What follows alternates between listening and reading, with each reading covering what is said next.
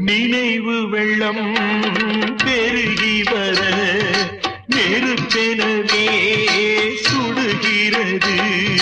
படுக்கை விரித்து போட்டே அதில் முள்ளாயவளின் நினைவு. பாடும் உலகி வெறுத்தே அதில் ஏனோ இன்னும் உயிர். படுக்கை விரித்து போட்டே அதில்